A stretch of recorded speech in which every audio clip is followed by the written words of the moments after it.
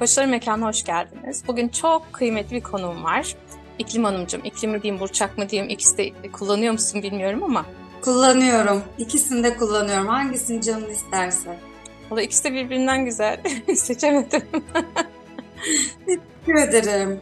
Ben teşekkür ederim geldiğin için. Çünkü benim çok merak ettiğim bir konu var ve seni de uzun yıllardır tanıyorum. Aynı eğitimler zamanı öğrenciydik ve sen tarotla devam ettin konuya. Tarot sembolizmini de çok merak ediyorum. Astroloji sembolizmi kadar güçlü olduğunu biliyorum. Ama bir türlü o işlere el atamadım. O yüzden dedim gelir misin İklimcim, sen bize anlat bu konuyu. Teşekkür ediyorum. Sen de kabul ettin, geldin. Ben teşekkür ediyorum. Burada olmak, senin kanalında olmak çok güzel. İzleyen herkese de merhaba diyorum. Olabildiğince, elimden geldiğince bildiğim kadarıyla anlatmaya, açıklamaya çalışacağım size. Harikasın. Önce kısa bir iklim kimdir diye tanıyor olsak. Ben 1981 doğumluyum. İstanbulluyum ama şu an İzmir'de yaşıyorum. İki üniversite bitirmiş olmama rağmen hiçbir şekilde mesleğimi yapmayıp direkt bu okült ilimlerden, mistisizmden devam edip işte astroloji, reiki, tarot ama tarottan kopamıyorum. 99 yılından beri tarotla iç içeyim. Artık eğitim alıp iyice böyle kıvama geldikçe, hele astrolojiyle yoğunlaşıp birleştirdikçe benim için gerçekten tadından yenmez, inanılmaz bir hikaye oldu ve vazgeçemiyorum. Çok seviyorum ve bu şekilde de devam ediyorum. Hem astroloji hem de tarot danışmanlığı veriyorum. Yakında da tarot derslerim başlayacak bu ay içerisinde. Herkesi bekliyorum. Harikasın. Tarotta şimdi kaç kart var? Oradan başlayalım istersen. Şimdi tarotta arkadaşlar 78 kartımız var. Bunun 22 tanesi ana arkana, yani büyük arkana. Hı hı, Bu arada arkana ne demek? Arkana gizem demek. hı Bizim büyük gizem dediğimiz o 22 kart hı, ben sizin için hazırladım. hı hı, Joker'le başlar. hı En son dünya kartıyla biter. Bu 22 kart boyunca biz kendimize deriz ki biz bu yolda gidiyoruz. Bu bir hayat yoludur. Amatörce başlarız, gittikçe olgunlaşırız, kendimizi keşfederiz, hı, hı ilahi sistemi keşfederiz. Ana arkanalarımız bize yol olduğumuzu anlatır. Yolda hı, neler, ne aşamadayız, hı hı, hangi bilinç yapısındayız bunları anlatır. hı. Bunun Burada dışında bir da araya gireceğim çünkü ben de bir tarot seminerine katılmıştım online, Amerikalı bir hocadan. O da anlatırken aynı böyle anlatıyordu. Kahramanın yolculuğu gibi anlatıyordu. Biz koçlukta da çok kullanırız bu arketipi. Gerçekten de o zaman böyle çok ilgimi çekmişti.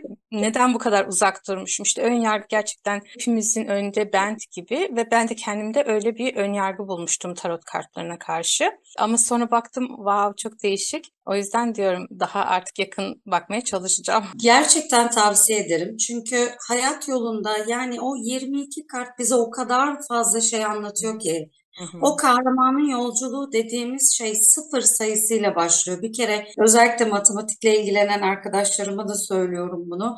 21 artı sıfır olarak geçer. 22 kart olarak geçmez. 21 sayısının gizemini zaten özellikle numeroloji bilen arkadaşlarım şimdi çok daha iyi hesap edecekler. Sıfır, yani hiçbir şey yokken, Hı hı. heybenizde hiçbir şey yokken yolculuğa atılıp o heybeyi doldura doldura bilgelik, cesaret, işte bütün evrenin aslında sizin içinizde olduğunu bilmek gibi aşamalardan geçerek Hı en son dünya kartıyla kendinizi bambaşka olduğunuz gibi bir yapıya büründürerek. hı. Çünkü dünyaya gelmek bize aslında üst bilincimizi unutturduğu için biz bu kartlarla o üst bilince doğru nasıl gittiğimizi, nasıl yol aldığımızı görüyoruz aslında. Hı hı. Evet, ön yargı doğru, çok kişi de var çünkü şu anda özellikle internetin yayılmasıyla birlikte bu bir tık daha böyle falvari görünüyor ama aslında arkasındaki arketipler o Evet. kadar kuvvetli ki, yani Hı hı. bunu artık ezoterik mi anlatalım, Hı hı. mistik mi anlatalım, nasıl anlatalım bilmiyorum. Biz Ama bir üstten şekilde üstten anlatalım. Herkes derinlemesine araştırmak isteyen araştırsın. Çünkü dediğin gibi arketip denen şey de, sembolizm de her insanın zaten kendi hayatında başka türlü şekil buluyor. O yüzden çok kıymetli. Sadece oraya geçmeden bir şey daha soracağım. Değişik değişik türleri var mı bunun kartların, yoksa sadece bir çeşit mi var? Çok değişik türleri var. Aslına bakarsan ilk bulunan kartlar Batı'da 15. yüzyılda bulundu diye geçiyor yazıtlarda ama daha da öncesinde Topkapı Sarayı'nda 54 kartlık Memluk destesi diye bir şey var. Hmm. Ve yani onun versiyonları görülüyor bütün Avrupa'da daha sonrasında. Ama bizim şu an kullandığımız Rider Waite destesi diye geçiyor. Fakat ezoterik tarotta çok başka desteler kullanılıyor. Aynı zamanda desteler yaratılmaya devam ediliyor. Her yüzyılda, her değişik şeylerin olduğu yıllarda sembolizm adına değişik şeyler oldukça buraya bir sembol daha, bir sembol daha, o sembol daha derken hala daha yaratımı devam eden bir sistem bu. Teknolojiyle birlikte tabii artık dijital kartlara geçeceğiz gibi duruyor. Ama yani şunu gerçekten biyoenerjinizle yani kendi vücut enerjinizle hissettiğinizde acayip güzel bir enerjisi var. Onun dışında şunu da söylemek istiyorum. Not aldım çünkü ilk tarot kartlarının üstünde aslına bakarsanız Orta Çağ'a ait figürler var. Yani bu çok eski bir sistem. Bu yeni keşfedilmiş bir sistem değil. En eski destelerden biri de 1400'lü yıllarda bulunuyor. Hatta ben o seminerde şey duymuştum. Bilgileri gizlemek için sembol dili kullanıldığını ve dediğin gibi artık her sembol oraya eklendikçe yüzyıllar içinde resmen her kart bir makale gibi ya da bir bilgi kitabı gibi, küçük bir kitapçık gibi belki de gelişmeye devam ediyor. Çok ilginç. O zaman mesela o en öz dediğin 22 kartı tek tek sembolizm olarak gidelim ya da öncesinde başka söylemek istediğin bir şey varsa. Yo, şu an söylemek istediğim başka bir şey. Bir de küçük arkanalarımız var. Onları da anlatayım. Sonra büyük arkanalarla devam edelim. Tamam. Küçük arkana dediğimiz küçük gizemler yani bizim kişisel hayatımızdaki iletişimlerimiz, günlük hayat rutinlerimiz, adım atmamız gereken yollar, yönler gibi değerlendirebiliriz. Onlar zaten 56 tane. Onlar saymakla bitmez. Şimdi büyük arkanalarımız Joker kartıyla başlıyor. Burada artık tamamen hayata geldik ve hiçbir şey bilmiyoruz. Bir cesaret, ya Allah başlıyoruz hayata gibi düşünelim. Burada bütün elementlerin bizde var olduğunu, toprak, hava, su, ateş elementlerini dengelemeyi ve keşfini öğreniyoruz. Büyücü kartı o geçen. Evet. Evet, büyücü kartı birinci kartımız. Hatta kendi kuyruğunu yiyen yılan vardır burada. Sonsuzluk işareti olarak geçer. Bu sürekli bir döngüdür. Anlama, idrak etme döngüsüdür. Daha sonra Azize kartına geliyoruz. Burada artık biraz daha içsel bilgeliğimize doğru yönleniyoruz. Orada İmparatorça Neptün kartı, sembolizmi mi vardı bir öncekinde? evet, Üstte, şöyle. aynen. Evet. Neptün biliyorsun ruh, sinir bilim içinde sembol olarak kullanılıyor. Bilmeyenler için söyleyelim. Aynen öyle. Bir de aynı zamanda Dolunay ve Yeni Ay var burada. Daha doğrusu kapanan ve Duygular açılan işte. var. O da bizim duygularımızı temsil ediyor. Biraz daha içsel artık bilgeliğe doğru bir şeylerin hafif hafif keşfi. İmparatorça kartımız tam bir Venüs kartı.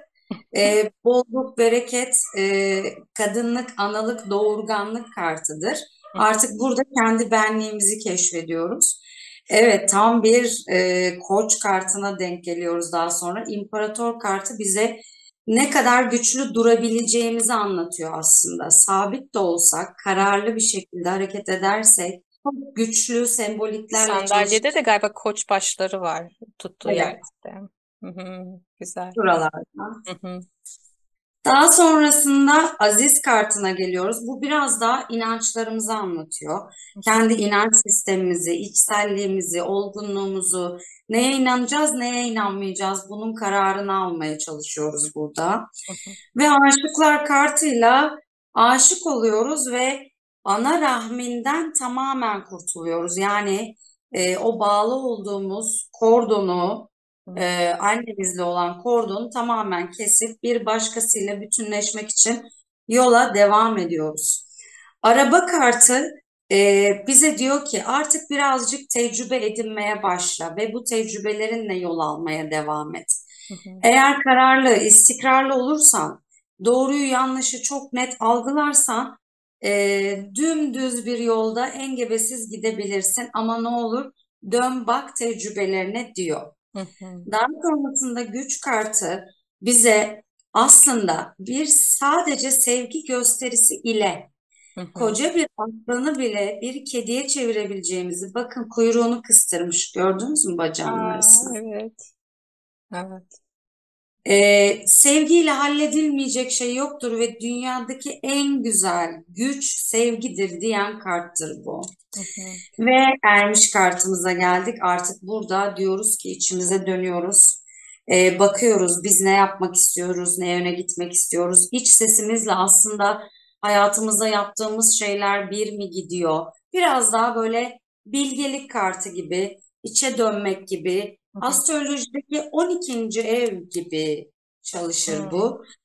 Görmediğimiz, bilmediğimiz alanlara kendimizce ışık tutmaya çalıştığımızı gösteren bir kart. Güzelmiş. Geldik kader çarkına. Şimdi ben bu kartı çok seviyorum. Hı hı. Bu kartta her şey var. Hı Her renk var. E, Yani şeytan bile var. hı. Hı. Ama kaderin altında kalmış. Bu artık bizim müdahale edemeyeceğimiz bazı kadersel döngülerden Peki bir şey geçtiğimizi. soracağım. Ben bu yuvarlağı görünce bizim natal haritalardaki şeye mi denk geliyor? Orası 4, 5, 6 evlere mi denk geliyor şeytanın olduğu yer? Evet, aynen öyle. Tam Yani bilinçaltının olduğu evet, ailenin, işin gücün. Wow, ilginç. Hı aynen öyle. Dördüncü ev bizim içine doğduğumuz anne baba evimiz. Ayrıca hı. ana rahmimiz. Ayrıca baba tarafımız. Hı hı. Beşinci ev aşk ilişkiler, çocuklarımız yani doğurganlığımız ve Hı hı. karşı tarafta olan ilişkilerimiz. Hı hı. Altı da hem bizim sağlığımız, beden sağlığımız hem de iş hayatımızı gösteren bir ev. Yani en çok zorlandığımız hayat evlerinden biri. 6'dan çıktıktan sonra zaten Ya da o ateş 7. enerjisine ihtiyaç duyduğumuz yer mesela orası. Hareket enerjisine ihtiyacımız var. İşte motivasyon ihtiyacımız var gibi. Bir sürü Kesinlikle. kendi yorumuna bağlı o kadar değişik bir sürü şey çıkabilir ki, evet. Kesinlikle ve çok doğru bir yorum yaptın. Ateş enerjisi kırmızıyla sembolize edilir Hı hı, tarotta. hı hı. Çok doğru bir yorum oldu. Bravo, Evet. tebrik ediyorum. Diyor ki ilgilenmiyorum. Hayır ama astroloji sembolizmini çok seviyorum biliyorsun ve koçlukta da çok kullanıyorum gerçekten. İnsanın kendini tanımasında çok kıymetli sembolizm. Çok yakın. Ve şimdi bununla da eşleştirince haliyle böyle tabii o dili de biraz biliyormuşum gibi oldu. Süper oldu.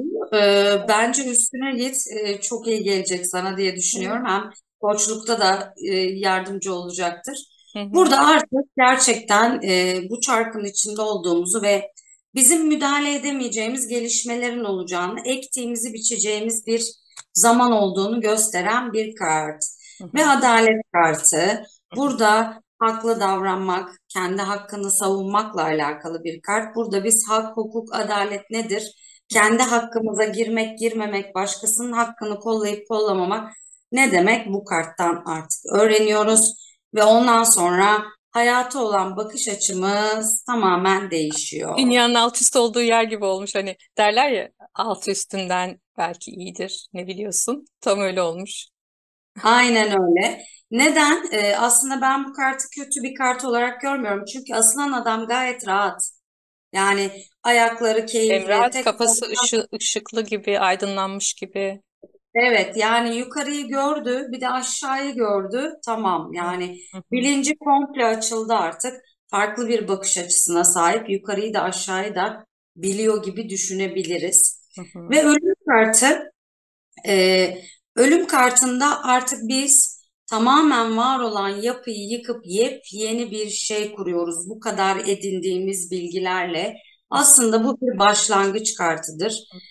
Kendi tecrübelerimizle kuracağımız yeni ve ışıltılı güneş doğuyor bakın. Hı hı. Işıltılı ve tertemiz dünyayı bize Sen öyle anlat. deyince de orası tam bir akrep sembolizmi gibi geldi o zaman bana.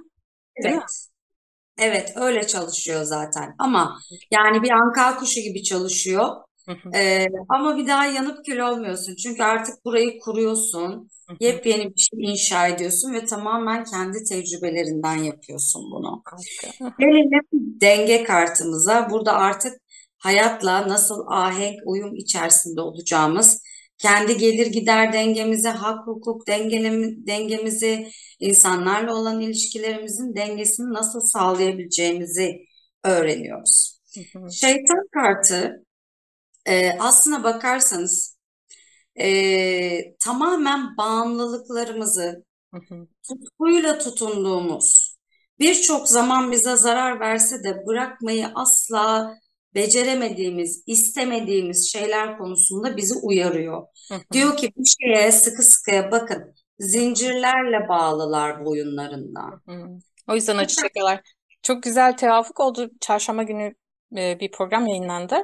Orada da aynısından bahsediyorduk. Hani Allah size eziyet etmiyor ama sizin sıkı sıkıya tutunduğunuz şeyler size eziyet veriyor. E, Gerçekten doğru. Benliğimiz zannettiğimiz birçok şey yüzünden zaten yanıyoruz. Evet. Hı hı.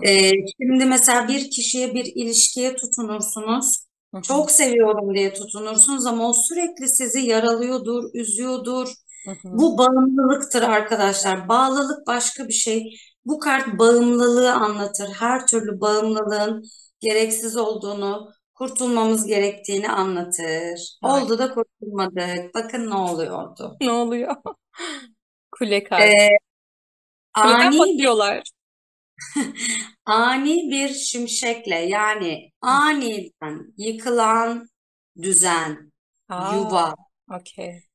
şey kuleden aşağıya düşüyor. Kule çünkü aniden şimşeğin tak diye vurmasıyla Hı o hı. kurdukları düzeni yıkıyor. Yani diyor ki eğer bağımlılık çalıştırarak bir düzen kurarsam ben o düzeni ilahi sistemle Yıkar. bitiririm. Wow, çok güzelmiş. Ve geliyoruz yıldız kartımıza. Bu çok güzel bir karttır. Bu nasıl bir şeydir biliyor musunuz? Tünelin sonundaki ışığa gelmektir. Görürsünüz. Ama tünelin sonundaki ışığa geldiğinizde parıl parıl o ışık böyle gözlerinizi alır.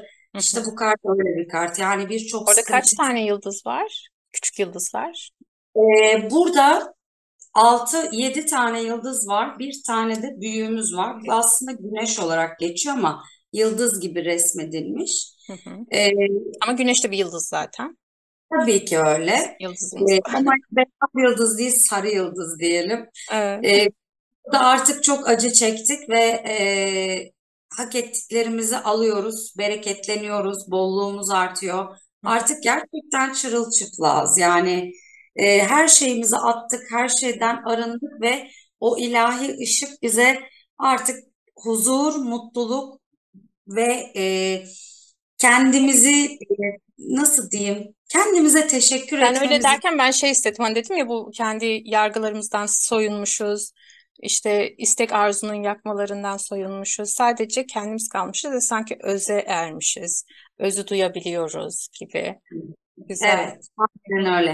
Hı hı. Aslına bakarsan buradaki iki kovadan dökülen su, şu arkada incecik olan bizim bedeni ve dünyevi düşüncelerimiz burada oluk oluk akansa Hı hı. ilahi sistemden aldığımız, özümüze kattığımız bilgiler olarak da okuyabiliriz. Su bilgi Aa, taşı. evet, ne güzel oldu. Hı hı. Ve geldik Ay'a. Şimdi burada bu kartın e, pozitif anlamı şu. Kendimi keşfetmeye hazırım. Dünyayı keşfetmeye hazırım. Başkalarını keşfetmeye hazırım. Hiçbir karanlık, hiçbir problem, hiçbir sorun beni engelleyemez diyen bir kart bu. Hı hı. Fakat bir yandan da bir gizli tarafı var.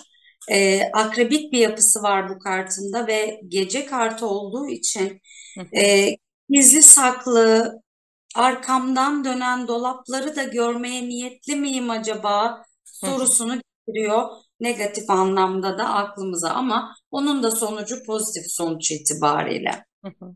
Ve geldik benim en sevdiğim kartlardan birine güneş kartı. Artık bütün dünyamıza güneş doğdu. Hem ısınıyoruz hem aydınlanıyoruz hem tarlalarımıza ektiklerimiz coşuyor. Büyüyor.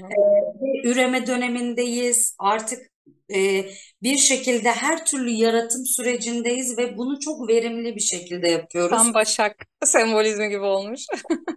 Yani geldiği zaman diyorum ki mesela danışanıma korkma yürü. Hı Sonu hı. Çok güzel. Hı hı. Bolluk bereket içinde diyorum. Harika. Mahkeme kartı aslına bakarsanız biraz ölüm kartına benziyor ama bir tık daha naifi diyebiliriz. Belli bir sistemi tamamen kapatıp bambaşka bir sisteme uyanmaktan bahsediyor. Hı hı. Aslında e, nasıl diyeyim? Mesela işte her gün parayı pulu düşüneceğime ben daha çok meditasyon yapıyorum, özüme dönüyorum, farklı bir hayat inşa ediyorum bir yerde kendime. Ama gerekli olan parayı okey bir kenara koyuyorum gibi düşünün. İkincil bir anlamı da şimdi burada tabuttan kalkan insanlar görüyorsunuz. Hı Bu hı. insanlar öldüler ve tabuta kondular. Hı Ve hı. tekrar yepyeni bir dünyaya gözlerini açtılar. Hem de ilahi borunun öttüğü, yani adalet sisteminin ilahi şekilde işlediği çok huzur dolu bir yere gözlerini açtılar. Bu bir nevi Hı bir hı. aydınlanma kartıdır. Hı hı. Bir de dediğin Ben, gibi orada artı var. O artı da zaten dünya simgesi. Yani hala dünyadalar, başka bir yerde değiller. O ölmek evet, belki de dediğin gibi mana değiştirmek ya da anlam. Hani şey diyoruz ya koçlukta da yeni bir bakış açısı kazanmak gibi bir şey belki de. evet, aynen öyle. Tamamen belki de bakış açını yıkıp bambaşka bir şey yaratmak. Hı hı. Bu Harika. da böyle bir kart. Geldi dünya kartına.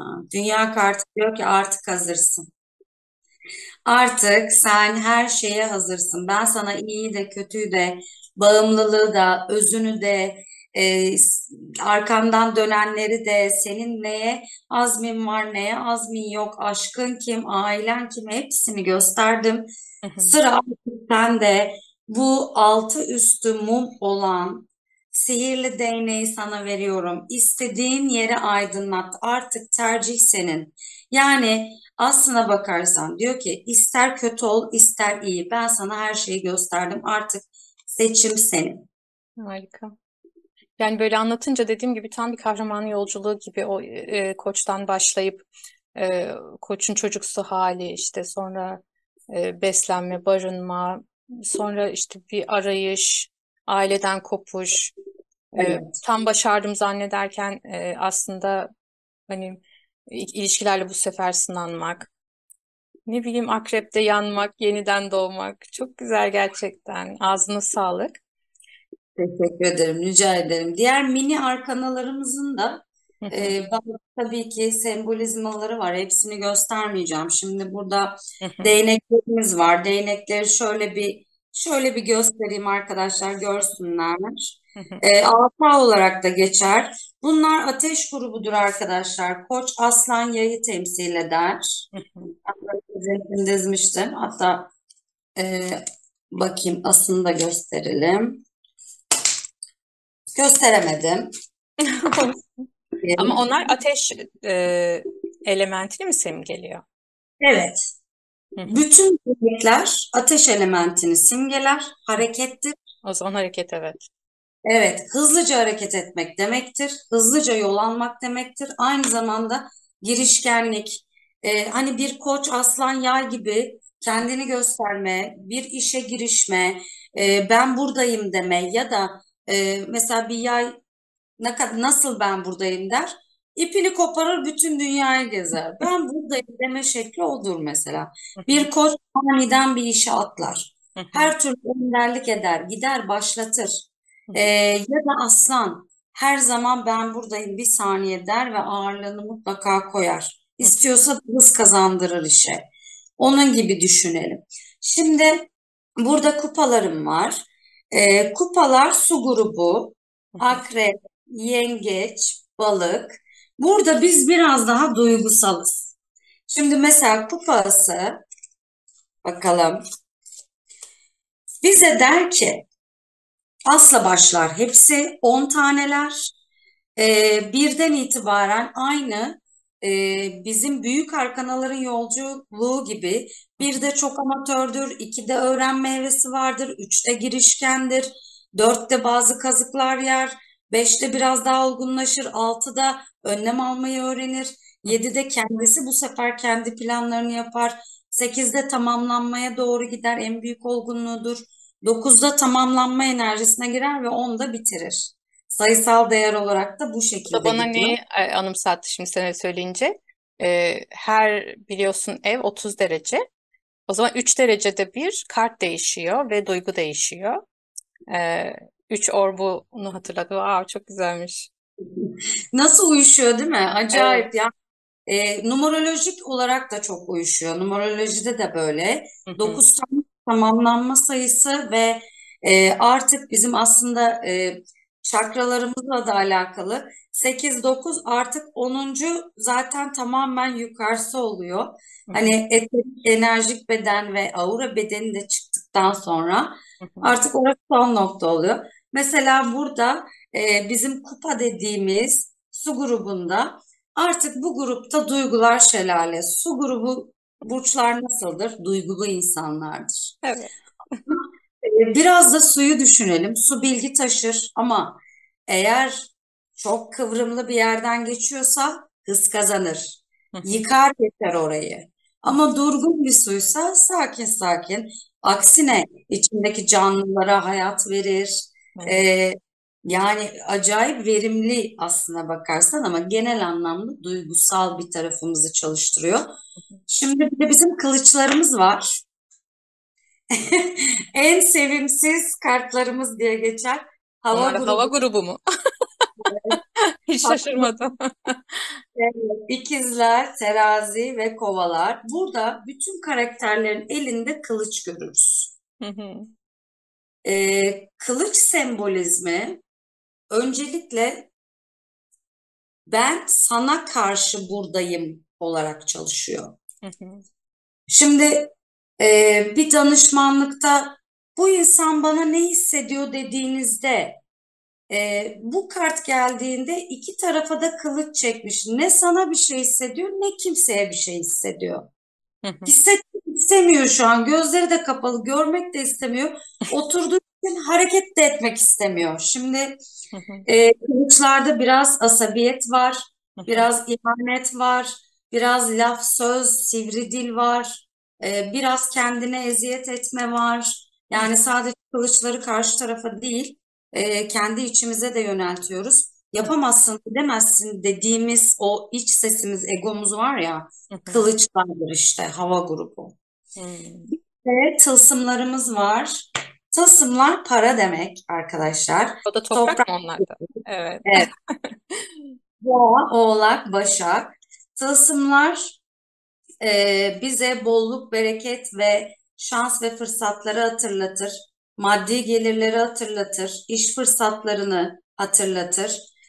Özellikle bu kartı mesela çok seviyorum. Çok kısaca anlatmak istiyorum. Bakın, Hı hı, yoktan çıkan bir el. Yok, hiçbir şey yok orada. Buluttan bir el çıkıp size hı hı, bir para fırsatı sunuyor ve ortalık aydınlık, yeşil. hı hı. Yani bu size zararı olacak bir paranın geleceğinin yegane işaretidir. Bunu Wow. değerlendirin der. Ee, Ya şimdi hepsini anlatmaya kalksak Evet, gerçekten çok derin. bitmez. Hatta orada 5 köşeli yıldız var. O hangi gezegenin sembolüydü çok hatırlamıyorum. O zaman Jüpiter falan mı acaba? Ya bu sembolizmin çok farklı tarafları var. Hı Kabala'da da geçiyor. hı, Astrolojide de geçiyor. hı hı. Şans üçgeni olarak geçer bu. Okey. Ee, Yani toprak, hava, su, ateş ve insan olarak değerlendirilir. Hı hı, En tepedekini insan olarak değerlendiririz ve diğer elementlerle birlikte birbirini tamamlayan ama şans tılsımı da denen hı hı, Kabala'da hatta bu altı köşeli yıldıza döner. hı hı, Ama anlamları aşağı yukarı aynıdır. hı Tanrı bilinci, insan bilinci, işte dünyadaki toprak, hava, su ve ateş bilinci diye hı, hı. çevrilebilir. Harika. Ağzına sağlık. Çok güzel. En azından böyle kısa kısa da olsa tarot nedir, tarot sembolizmi ne anlatır gibi biz dediğimiz gibi ortaya bir ışık koyalım. Merak edenler, derinlemesine araştırmak isteyenler, kendi hayatına nasıl işlediğini düşünenler zaten derinine dalacaktır diye düşünüyorum. Teşekkür ediyorum. Ağzına sağlık. Eklemek istediklerim var mı? Ben teşekkür ediyorum. Keşke herkes öğrense, herkes astroloji öğrense, herkes tarot nasıl okunur, Hı hı, tarot bakılmaz, hı hı, tarot bir fal değildir, inanılacak bir sistem değildir arkadaşlar. hı Sadece araştırdığınızda hayran kaldığınız, Hı hı, O kadar fazla hikaye göreceksiniz ki bu inanıyorum, inanmıyorum gibi sığ bir şekilde kalmayacak. hı hı. Özellikle size tavsiye ediyorum. Bir kitap tavsiye edebilir miyim? Tabii ki. Ee, bakın Oğuzhan hocamızın öğrencisi ve Tuğba Erşen, Falın ve Kehanetin Ötesinde Bir Yolculuk diye, Ezoterik Tarot diye bir kitap yayınladılar. Hı hı, İçinde inanılmaz bilgiler var. Hermetik bilgiler, okültizm, şamanizm, paganizm yok yok. hı hı. Ve hepsinin de birleştiği yer işte bizim bu canımız, ciğerimiz, kartlarımız. Sembol. Aslında çok öte bir sistem olduğunu araştırdığınızda göreceksiniz. Hı hı. Umarım hoşunuza gitmiştir. Umarım anlatabilmişimdir. Çok teşekkür ediyorum beni davet ettiğin için canım. Ne demek, ben teşekkür ederim. Dediğim gibi sembolizm çok kıymetli. Hatta koçlukta böyle bazı kartlar vardır. Gelen danışana gösterilir. Bu sende ne ifade ediyor diye. Aslında orada da sembolizm dili kullanılır. Rüyalarda sembolizm vardır. Hayatımızda sembolizm vardır. Zaten belki de hani insanı insana anlatan birçok yerde zaten sembolizm var. O yüzden baktığımızda bana bunu anımsatıyor, bana bunu anımsatıyor dediğimiz yerler aslında zaten birbiriyle belki çok bağdaşıyor da biz öğrendikçe işte o bağlantıları kurabiliyor oluyoruz. Teşekkür ederim. Çok güzel anlattın. Şeyi de söylemen çok kıymetliydi. Onu da altını çizelim. Bu bir fal değil, okunmuyor. Orada sizin hayatınızda o semboller nasıl işliyor? Bunu ancak ve ancak siz bilebilirsiniz. Size bunu birisi e, söylese de gene sizde açığa çıkan şeklinde ve siz gene kendi iradenizle, ateşinizle onu düzeltebiliyor olacaksınız, değil mi? Peki şöyle bir şey, şimdi bizim astrolojide haritanın üzerine çıkmak dediğimiz şey aynı şey tarotta da geçerli. Hı hı, Biz tarot okuması yaparken ne yapıyoruz? Önce bilinç dışını, olaylarda bilinç dışında neler dönüyor onlara bir bakıyoruz. hı hı, Bizim göremediğimiz şeyler neler? Daha sonra kişinin bilinçaltına inmeye başlıyoruz. hı hı, Daha sonra ikisini match ediyoruz ve diyoruz ki bunun artık tercihi sende. hı hı, Bak keşfettin. Mesela çok basit bir örnek vereyim. hı hı, Evlenebilecek miyim? Şimdi tarot buna cevap vermez ama o kadar doğru soruları sorarız ki hı hı, senin evlenmek isterken neden evlenemediğini, bilinçaltındaki kayıtlarını buluruz, çıkartırız. Sen bunun bilincine gelirsin ama bunu hı hı, bilincine yükselttikten sonra tedavi edip etmemek, bunu aşıp aşmamak tamamen senin iradene kalmış bir durum. Aynı evet, şey haritada da öyle. evet. Ya benim Merkür'üm balık, her şeyi unutuyorum. Unutabilirsin, O zaman not al. aşabilirsin. Yani Merkür balığın çok pozitif yönleri var. Onları kullan. Nasıl biz senin bilinçaltını ortaya çıkardık ve artık bu konuda bir şeyler yapman gerekiyor ki o tık çözülsün, oradaki çakra açılsın. Hangi çakra tıkalı? Bilinçaltını keşfettiğimizde tak diye çıkıyor. Kalp çakran tıkalı. Hı hı, Evlenmek istiyorsun ama sen severek değil, sen bir sistem kurmak için evlenmek istiyorsun. hı Ve hı, evren de diyor ki sana Allah ya da yaratıcı ya da sistem. hı hı, Hayır sen aşık olarak evlenmelisin. Tak tıkandı mı yol? Gitmiyor. hı hı. Tamam bunu keşfettim tarotla ve buna çözümler buldum. Sevmek istediğime odaklandım. Çalışmalar yaptım kendimce. Tak diye aşık oldum, evlendim gibi çalışan bir sistem bu. Tekrar teşekkür ediyorum. Ağzına sağlık. Umarım herkese dediğim gibi faydalanır. Biz de başka konuları hatta astroloji bile konuşmaya devam ederiz daha sonrasında. O zaman bugünlük de bizden bu kadar. Herkese bir dahaki programda görüşmek üzere. Hoşça kalın diyelim. Hoşçakalın.